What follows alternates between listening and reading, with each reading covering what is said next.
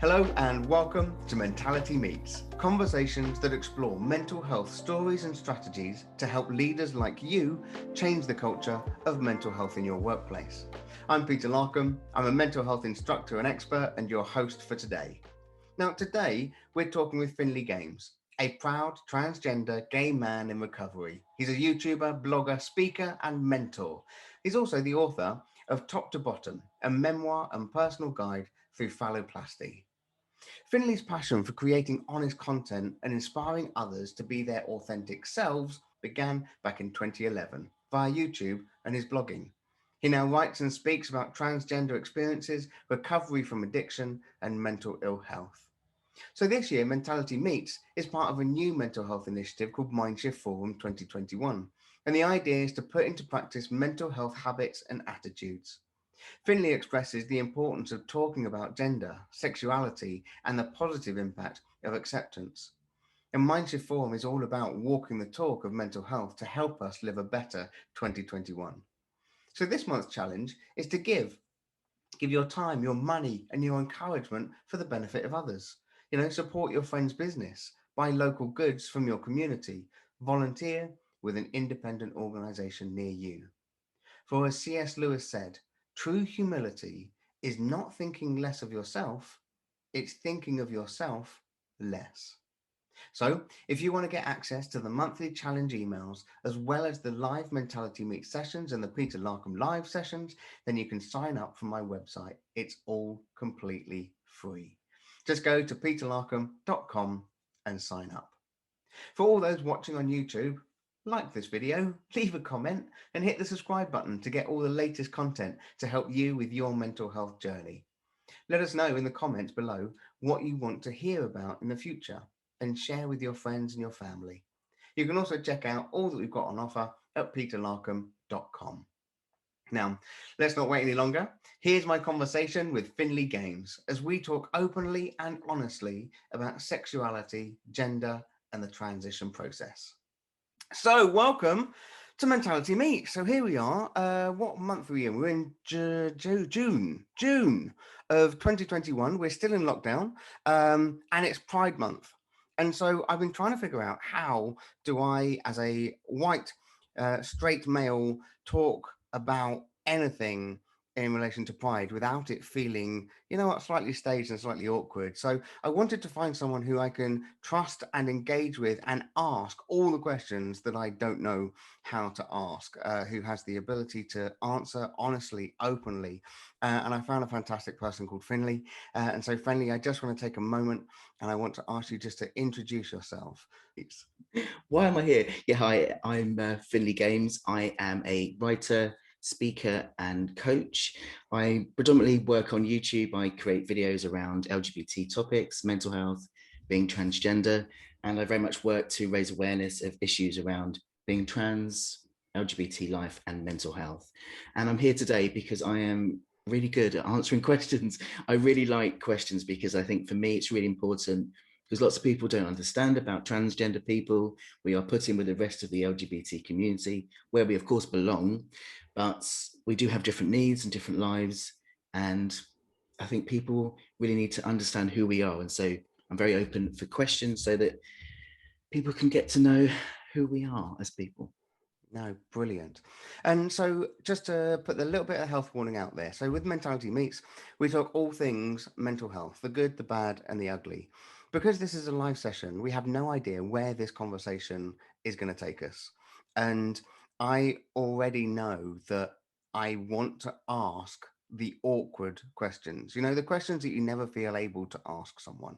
And so I want to just put a bit of a warning out there that I want Finlay for you to be as honest and open as you feel able to be, but also just be aware in the context of, if you're listening into this, that at this time we have no idea where this conversation is going to go. So Finlay, I want to start the conversation by asking, how on earth has your life journey brought you to where you are today? I will try and do that in a nutshell. I've had very severe mental health problems since I was really young. I mean, as young as kind of 4 or 5, I didn't really want to be here. I felt so completely at odds with myself and the world around me. Now I'm 47, so I was born 74. grew up late 70s, early 80s, and there really wasn't the knowledge about LGBT people. There definitely wasn't the knowledge about trans people. And it wasn't until later in life that I realized that all of these mental health problems were because of gender dysphoria. And because they'd gone untreated, I then went on to have severe depression, anxiety, issues with self-harm, issues with drinking. And because I couldn't get to the root of why I felt like I did, I tried to just block it out. And it wasn't until the age of 37 when I got help from my drinking and I got clean and sober that then I began to be able to unpick what was happening for me. And at the same time, there was a huge awareness around trans people starting to happen. And it was because of that that for the first time I could find the words to explain how I'd been feeling all my life.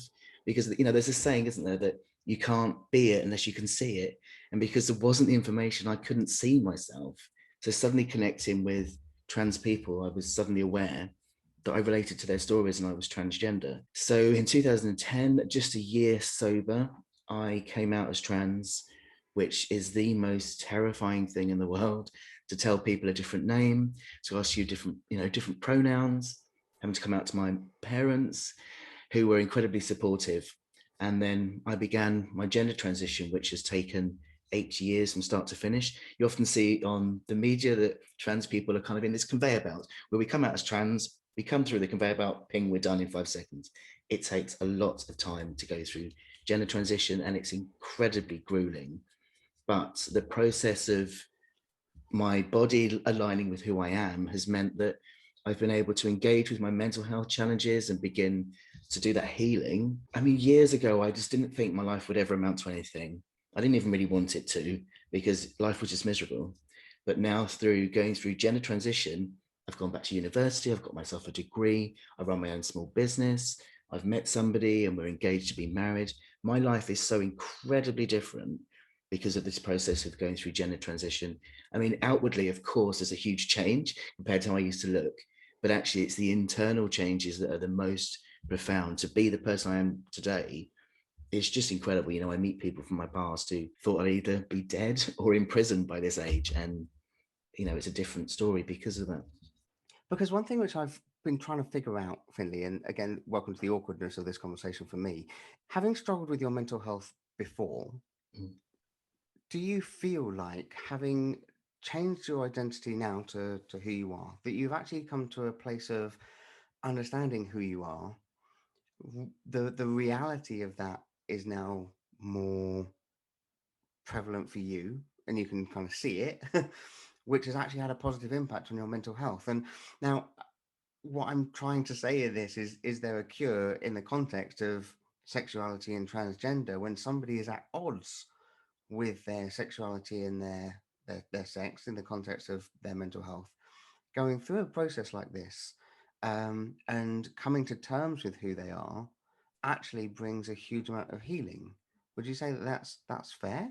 Absolutely. And I think this is what people kind of get mistaken about when it comes to being transgender and going through transition. Because for us, going through gender transition, which means different things for different people, because you have social transition where you change your pronouns, your name, then you have medical transition where you go through cross-sex hormones. So I went through testosterone therapy to go through male puberty, and then there's different surgeries to choose as well. So we have to work out how we feel and what we need to be comfortable, and then go through a transition. And that is the cure for the gender dysphoria we feel. So for me, the thing is with being transgender, it often gets confused as being a mental health condition, and it isn't.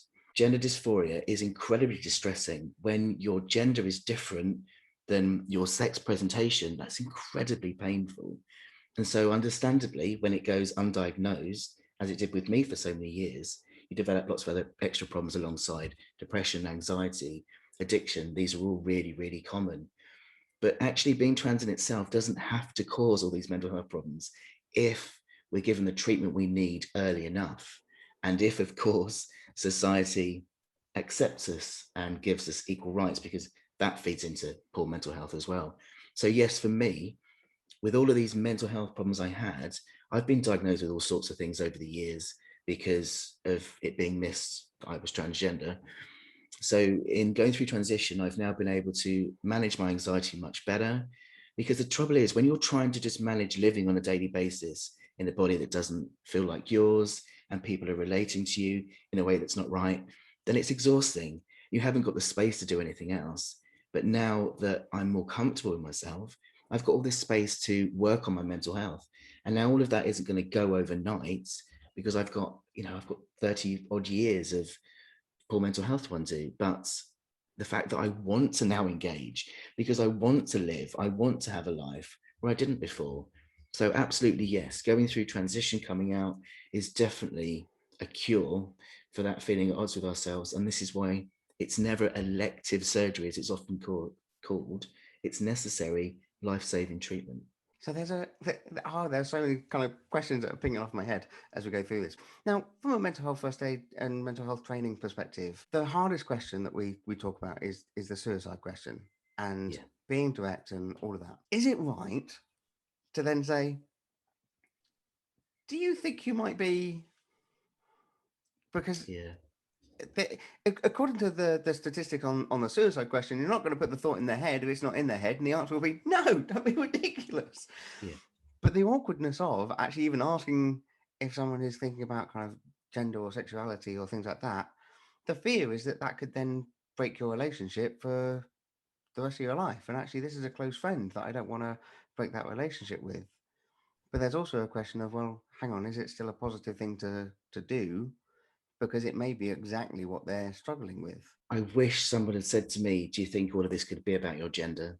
I wish, because I didn't know it was. And I wish someone had said that. It's really hard, isn't it? When we know people, when people are our friends, I think our job as friends is to challenge people. And I've had many friends challenge me over the years that I fell out with because of, but now I'm grateful for. I'll give the example of when I was first caught self-harming, and a friend told my then partner, and I was livid, but then I got help. And I now look back on that and I'm so grateful to my friend for doing that. So I think if you know somebody really well and you're a friend and you want to help, then absolutely yes. Worst case scenario, as you said, they can just go, no, of course I'm not. But you could be the person that says something that completely changes something. It was my sponsor in AA that asked me if it was about my gender. And, it was a kind of out there question that I'd never thought of. And I'm grateful that she actually put that to me and then started me off on researching, and I fell down the rabbit hole and discovered myself. So yeah, absolutely. I think as friends, that's what we are there for, isn't it? To say the difficult stuff because we love people, we want to help. No, brilliant. Thank you. Finlay, do you feel like you have many allies out there? Not enough. We need you. We love you. Because one thing which I'm aware of, and kind of you touched on it a little bit before, you have gone through the transgender process. You are gay. You are, for want of a better phrase, kind of ticking all the boxes for people to actively attack you. Because there's an awful lot of negative and hatred and just vileness in the context of pride and sexuality and gender and all that kind of stuff. And so the thing that kind of impacts on me as we have this conversation, and like Kathy says, how can I be a better ally in supporting and engaging with this conversation? I love that. It's a great, great question. And I think we were mentioning this earlier as well about being so afraid of something we don't know that we then just don't ask or just don't go anywhere near it. And that really isn't helpful. This is why I love sessions like this, because being able to have an open dialogue and ask those difficult things is so important. I always say this to people, okay, when you go over to France and you don't speak French, nobody has a go at you as long as you try. And I'm exactly the same approach with being trans. Of course you don't know anything about being trans. Of course you don't know the right language. I don't expect you to meet me and know. But as long as people always come with a genuine desire to learn, genuine compassion, and a willingness to be corrected, I'm open to being asked anything, because I think this is how we end up being more accepted in society, because compared to the rest of the LGBT community, trans rights, trans acceptance is so far behind. So the best thing I think people can do is just to become educated, because there are some very loud voices. If you remember back in the early gay rights movement, how negative gay people were stereotyped and all of these things were happening. And the same thing's happening with trans people now. But the trouble is we've got social media now. And so these negative voices are very loud. And we desperately need people to know the truth of who we are, that we're not these strange people that are a danger to society in some way. So come and find out about us from us. Please don't listen to people that aren't us, because the only people who know what it is to be trans are us. And there are so many incredible trans people out there that are bravely sharing their stories in memoirs, on YouTube, on podcasts. Come and listen to us, because that's how you get educated. And it's easier then, because I know how difficult it can be to ask questions. So by just listening and reading this content, that helps. And to approach people who make themselves available and ask, I'm always open to being asked anything. I think that's the best thing that allies can do, because you're a great bridge for us whose voices aren't often heard, as a bridge to the wider society for us. So we really value you. Thank you, Finlay.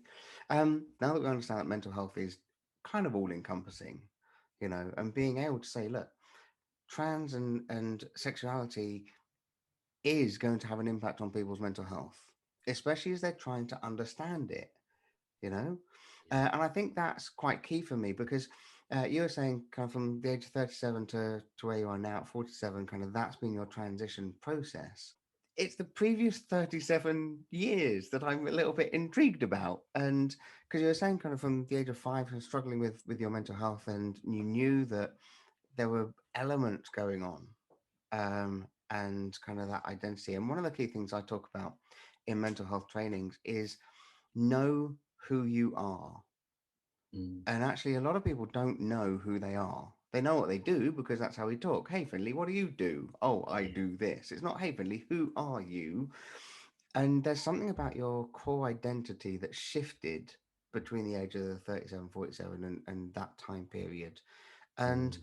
I don't know how to ask the question, Finley, of kind of why, what, where, when, because also I'm aware I'm coming up with a cause and effect. Oh, something must have happened and now Yeah. we're Yeah. here, which I think is another big misunderstanding around mental health. But is there a time in your life when you were struggling with your sexuality or identity before the context of the trans?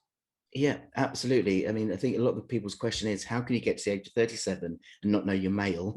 Which is a really good question. And because I didn't know it was possible to be male, I didn't know that what I was feeling was the fact that I'd been assigned female and I wasn't. So for me, it's been a lifetime of looking for answers, of thinking it's something, finding out it's not. And for me, the earliest one was, I remember being probably about 10 or 11 years old, and we had two women who lived together down the street. And I was fascinated by them, and I didn't know why. But every time we were anywhere, we were in shops and people would be nudging themselves about them. I now realize they were lesbians and they were living together, but because of the time it was frowned upon. But I remember from that young age knowing then that somehow I belonged to where these women were. So I was very attracted to the LGBT community from quite a young age. And I ended up meeting some lesbians when I started working in care. So I was about 14, 15, 16.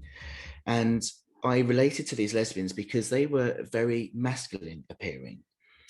I remember this woman called Denise who had hairy legs.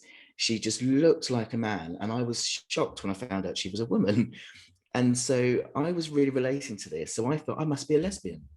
And that's where I started off in life. So I came out first as a lesbian because I thought that's what I was. Looking back, I realize now that was my green card to act as masculine as I wanted, because actually, not all lesbians are masculine. But I was very much attracted to this idea of lesbian masculinity because then I could play the male role. But I didn't know at the time this is what was happening because I didn't know about trans people. I knew I was a tomboy, I had been from a really young age. And I then was a lesbian who was very masculine identified, but nobody, there was no awareness. I kind of knew a little bit about trans women, but I didn't know that trans men existed. I didn't know it was a thing until I just stumbled upon these communities of people who were going through transition. I had no idea it was possible. But then looking back, I can see clearly from a really young age. One of my earliest memories of my gender being different now with the hindsight I've got is around about the age of 6 or 7. And I was fascinated with Robin Hood. was utterly convinced I was going to grow up, I was going to be Robin Hood, and I was going to marry Maid Marian. If you asked me what I want to be as a kid, it was that. And I had this green skateboard and this Robin Hood hat. And my grandparents had this kind of roundabout thing in the middle of the avenue where they lived. And I used to go round and around this thing on my skateboard, pretend to be Robin Hood in just my shorts. And I remember my granddad was always a huge lover of me. He was a real supporter. We used to do things like fly little paper airplanes together. We used to get these little things called action jacks and we'd play with them. And then one day he came outside and told me to put my t-shirt on. And I was a bit shocked. I didn't know why I was suddenly being put my t-shirt on when all the other boys were just playing as normal. And then rather than getting these action jacks, I started to be given dresses and I was told to sit nicely. And I felt utterly sick. I felt like I'd done something wrong and I'd upset my grandparents. I didn't know why I was suddenly being treated differently. And suddenly who I was wasn't acceptable. And that's where my first real issue started, was then.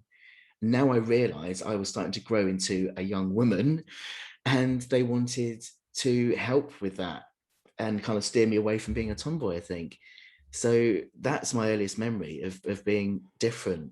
And now, of course, I think that would be recognized much earlier on, because this whole idea of having to cover my top, I was like, why? I just don't get this. But yeah, now it makes sense to me. So it's always been there, but I didn't understand what it was. And the only option to me seemed to be initially to be a tomboy and then to be a lesbian. So that's why it just took so many years to work out the truth, really. So another question which I want to explore is, how old were you when you began to become aware of your gender slash sexuality, I suppose?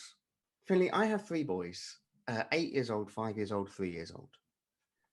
And I'm trying to understand in my own head the education process for this. Because do you feel that if this was raised as a process that people go through when you're in that kind of age 7, 8, 9 time frame, that you would have had a much earlier recognition and could therefore have sought out help and support? Because I have to admit, the thought process of my 8-year-old going through lessons and being taught about gender and sexuality and all of this, there's a part of me that goes, oh, I honestly don't know how I feel. And my wife and I are having conversations about this because we've got to try and figure out where we sit on it. And I want to ask, from your perspective, kind of taking it all the way back to that type of age that you've just done, do you think education at that age would have been healthy and helpful? And therefore, is it a positive thing that the education system are moving in that direction? Absolutely. I think the part of education is about preparing young people for life. And the fact is, LGBT people exist and it's part of life. And I think, absolutely, I mean, this is why I do what I do now, because I don't want anyone else to be in the position I was, where I didn't have the words for who I was. I knew I was male at a young age, but I didn't have the words to say I was. Had somebody talked to me, had somebody come in school, my hand would have been up and I'd have been, that's me, that's what's going on. And I think the worry with this, people think, well, if you teach people about it, then they might end up being transgender. That's like saying, if you take a policeman into school and teach people about being a policeman, everyone's going to want to be a policeman. Of course they're not. You know, we need to educate children around all of stuff around life. And I think it's a really important thing. I mean, my friend's got a little 4-year-old who knows completely my history. She knows that I'm transgender. She knows that I have a boyfriend who is cisgender, and it's not a problem. And it really shouldn't be a problem at all. I mean, I think if children are better prepared growing up, then we're not going to have these awkward situations like you described, where people look at people who are different and then start to feel awkward. Because I mean, for this little and my friend's little girl, she was just like, you know, sometimes boys are girls and sometimes girls are boys, and sometimes boys love boys and sometimes girls love girls, and then carries on playing. You know, it's just not an issue, and that's really how it should be. I would have been saved years of alcohol abuse, self-harm. I wouldn't have lost so many years of my life had somebody said to me sooner, Finn, I think you might have issues with your gender, or somebody coming to school. I mean, our gender is a fundamental part of us. Our sexuality is a fundamental part of us. I think being healthy around gender and sexuality is a part of teaching young people, because then we know ourselves better, because I mean, even you said this earlier, we don't often know ourselves. Such a fundamental part of ourselves is our gender. It impacts every single day on who we are, what we do, how people treat us. So young people having a better awareness of that, and a better awareness of their sexuality, because that also saves them from being harmed as well. If they understand their bodies and they understand all these other things, I think it can only equip children and young people to be healthier minded and better people in the world, I think. Thank you, Finlay. I was having a conversation with my in-laws over the weekend, and the question was, why do you think mental health is so much more prevalent now than it was then? Is it that it happened then, and is it that? And I said, it's because we're talking about it. We are the first generation, really, that are actively talking about mental health issues. It is becoming a normal part of conversation Yeah, and support, and encouraging people to access help and support sooner. But we're the first generation that's really done that. And so I said to this group of kind of sixth form, I said, so we need you to pick up the baton. We need you to push the conversation. We need you to be more open about it, so as the discrimination side of things hopefully begins to ebb away. And I think that's what I really want to begin to fight, is that my fight isn't about the difference of transgender or sexuality. That's not my fight. You know, um, it's why are we still allowed to discriminate against people because of our differences? yeah, And that's the fight, I think, isn't it? I don't know. yeah. Is that the fight for me? It is, absolutely. I mean, I am really happy in who I am, but in many ways, my life is now more difficult, especially because I'm very open as a transgender man. And there isn't a day that goes by where I'm not faced with some kind of awful prejudice towards me, whether it's generally or directly. You've only got to look at my social media to see what I'm up against on a daily basis. It's exhausting. And thank goodness I've done so much work on myself in the last 10 years. I'm at a place where I really know my mental health and how to look after myself. But it gets me down. And if all of that was removed, my life would be even better.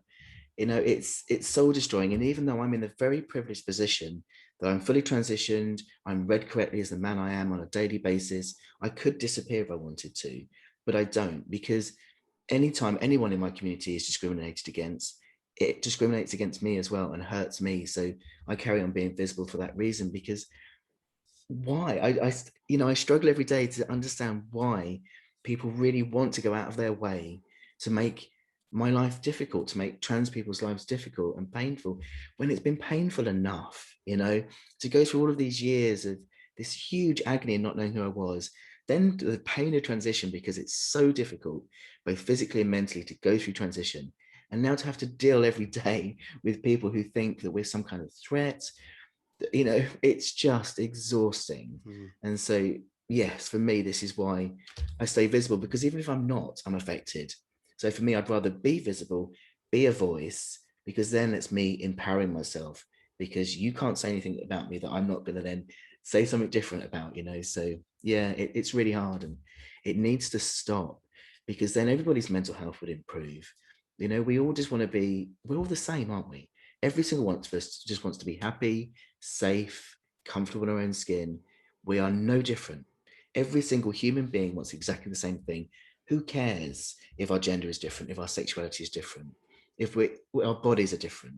We just all want the same thing. So people just need to get over it and understand how it feels. Because I think this is what makes a difference, is when people really understand deeply how somebody else's life is affected. That's where things change, and their mental health will be better for everyone. It's the need to be loved, Yes, isn't it? absolutely. Yeah. And Loved and if accepted. only we could meet people with a love and a grace and an acceptance for who they are. The thing I want to finish off with within our chat, Finley, is one that I think I know the answer to, and I think you're going to pin the answer on it. Because during the whole Black Lives Matter, we had the people who are going, you know what, White Lives Matter too. And we're on Pride Month, and I saw a post the other day, and it's like, you know what, straight people matter too. And in my head and in my heart, I'm like, Yes. But I kind of understand that in the context of Black Lives Matter, it's because they're the ones who are being discriminated against, isn't it? And I think pride is also because there is still a huge amount of discrimination against it. Now, the question I think I want to ask is, do you believe, therefore, that we can and should aim for a world where we don't need to have Mental Health Awareness Week and we don't need to have this kind of week and that kind of week to raise awareness of, because actually we have a much better understanding and a much more inclusive and accepting and loving and all that kind of stuff world? Or is it still important to acknowledge our differences and celebrate our differences and be able to create an awareness and a solidarity around these things? That's a huge question, and I love it. On the thing about straight pride, I just want to say I get this question all the time. I say, well, we want a straight pride. And I'm like, yeah, but you have straight pride every day. Every day is straight celebration day, isn't it? So the reason we have a LGBT pride is because we're not celebrated every day. It would be great to be in a world where we don't have to have mental health awareness days, LGBT awareness days. I don't really like awareness days because it gives this idea that we can just do something for one day, we can do this performative action, and that's great. It should be every single day. And I hope one day for a world where everyone is celebrated for their differences. But also, I think we do still need to keep celebrating people. Because for me, even though we come far in the LGBT community now, I still need a space to celebrate myself because every single day I struggle with the discrimination and stigma in society. And pride is like my antidote, my reminder that I am amazing, I am loved, all of these wonderful things. I can forget easily if I log into my social media and read some of the comments. So I think we're probably going to need these special awareness days for a while until all these things are wiped out. And then let's hope that we can just have a people appreciation day where we all stop for a minute, get off social media, get off all these things that are actually causing most of our mental health issues anyway, and just have a people celebration day where we can go, it doesn't matter about all the technology and stuff we've got. Let's just celebrate being human and what that means, which is to be loved, to love each other and just be accepting, because thank goodness we're all different, because that's what's fueled this world, right? That we've grown this amazing world because we all are so diverse. That's how we evolve. If we'd all stayed the same, we wouldn't be where we are now. We need to evolve as individuals, as humans, as society and cultures, and we should all be celebrating each other for being different, not all saying, well, if you're not like me, I don't want to know you. You should be saying, yeah, you're different, this is great. What a great interview with Finlay. Now, don't forget to support Finlay by connecting to his YouTube channel. And please reach out if you are struggling with any of the things that we've talked about today. Don't forget, it's good to talk. And you can also find out more and connect with Finlay Games by visiting speakerscollective.org. So next month, it's Peter Larkham Live, where I'm going to be looking back over the year so far and ask that question: how is your mental health journey going? Now, I'm looking for active engagement from the Mindshift Forum to explore the positive steps that you have taken over these last 6 months. I hope you enjoyed this episode of Mentality Meets, and no matter where you are on your mental health journey, you can find plenty of content and information about our resources at peterlarkham.com, including one of our mental health courses for you or your business. And don't forget to subscribe to our YouTube channel, where you can find our entire back catalogue of conversations with mental health leaders and experts. And if you want to spread the word, drop us a review on the podcast app and share this with friends. Thanks again so much for joining us for Mentality Meets, conversations that explore mental health stories and strategies to help leaders like you change the culture of mental health in your workplace.